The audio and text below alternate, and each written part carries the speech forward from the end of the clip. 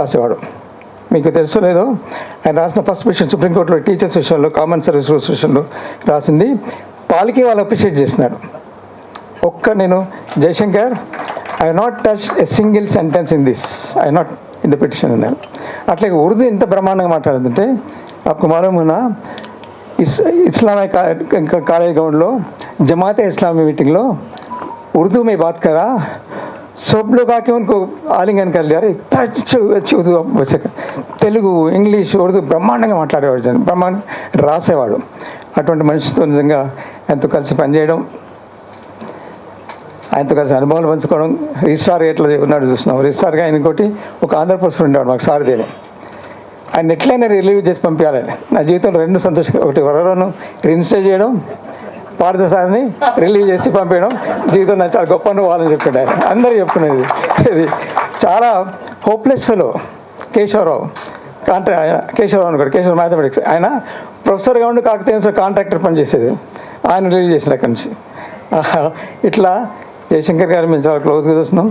నాకు చాలా సంతోషం. అయితే సరే, ఆయన ఆశయాల మేరకు తెలంగాణ అంటే చనిపోవడానికి 1 వీక్ క్రితం నేను వెళ్ళి కలిసినాను. చాలా ఇష్టపడేది మా అందరిని కూడా. సికేఎం కాలేజ్ అంటే, వరవరావు గారు అంటే, మేమంటే. అంటే తను రిప్రెషన్లో మమ్మల్ని చూసినాడు కదా. నేను ఇక్కడికి రావడానికి చాలా ప్రయత్నం చేసిన. నా డెప్యుటేషన్ ఆయన ట్రై చేసినారు కేవీ గారికి. కలిసినాను 1 వీక్ ముందు. నాకు బాగా ఏడిచ్చినాను.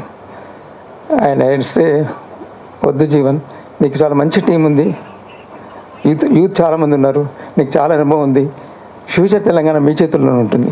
కాబట్టి తెలంగాణ నేను చూడలేను, కానీ నాకు ఒక సంతోషం ఏంటంటే సోనియా గాంధీ దగ్గర కూర్చొని Telangana will be declared at an appropriate time and resolution రాసింది నేనే అని చెప్పుకున్నాడు.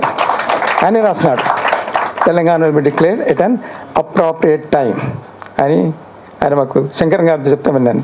అటువంటి వ్యక్తి, అటువంటి తెలంగాణ వచ్చింది. ఒక నిరంకుశ పాలనని బయటికి పంపించాం. ఇంకొక పాలకుడు వచ్చినాడు. అక్కడ కూడా కొంచెం ఛాయలు కనబడుతున్నాయి, నిర్బంధ ఛాయలు కనబడుతున్నాయి. మీరు చూసుంటారు, సుందరయ్య భవన్లో మీటింగ్ పెడితే పోలీస్ పర్మిషన్ కావాలని అంటున్నారు వాళ్ళు.